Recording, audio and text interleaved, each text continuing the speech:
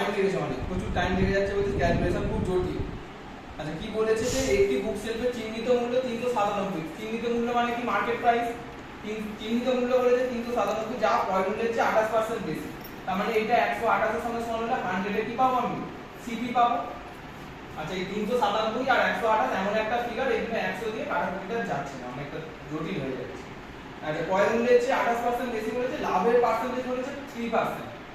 আচ্ছা প্রফিটটা বলেছে কত, 3% প্রফিট করেছে, তাহলে ছাড় নির্ণয় করো, তাহলে ডিসকাউন্ট আমাকে নির্ণয় করতে হবে। বলেছে 397 টাকা মার্কেট প্রাইস আছে আর 28% হচ্ছে 28% ক্রয় মূল্যের চেয়ে বেশি আছে, মানে এটা মার্কেট প্রাইসটা 28% বেশি চাপানো আছে, যেটা 128 ভাগ করলে 100 আমি সিপি পাবো। প্রফিট বলেছে 3% আর ডিসকাউন্টটা কত এটা জানতে চাইছি।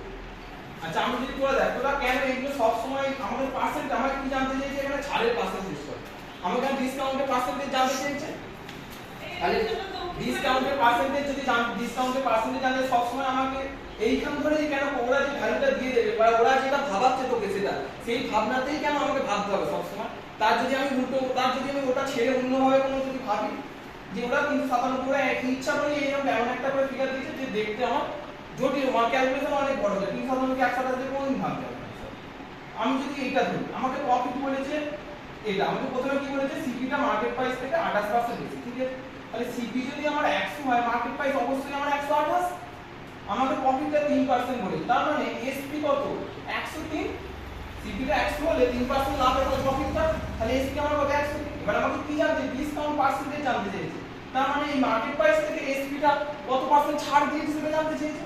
তাহলে মার্কেট প্রাইস 128, এসপি 103, ডিসকাউন্ট কত 25, তাহলে আমি কি বলতে পারি 25/128 ইনটু 100 করলে আমি ডিসকাউন্টের পার্সেন্টেজ পেয়ে যাব।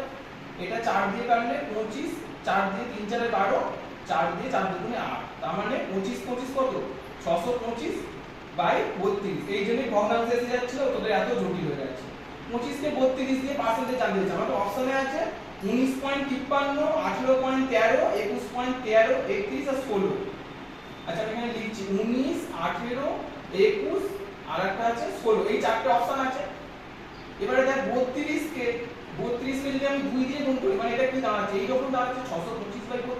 আমি যদি 32 কে 2 দিয়ে গুণ করি, 32 দুগুণে কি হয় 64, 425 থেকে কি হচ্ছে বেশি হয়ে যাচ্ছে, তাহলে 32 কে 2 দিয়ে গুণ করলে 600, 2 দিয়ে মানে কি 20%, তার মানে 20% করলে বেশি হয়ে যাচ্ছে, তাহলে 20% থেকে একটুখানি কমাবো, তাহলে 19% অ্যানসার আসছে। এইটাই অ্যানসার লিখি যে এত এগুলো এইভাবে করতে গেলে জটিল হয়ে যাবে। এইভাবে ধরে নিবি, তাহলে পার্সেন্টেজ যখন দিয়েছে, যখন রেশিও চাইবে, পার্সেন্টেজ চাইবে, তখন অন্যভাবে ভাবা যায়, তাহলে এটা যেহেতু 20% থেকে একটু কম হবে, তাহলে 19% হবে।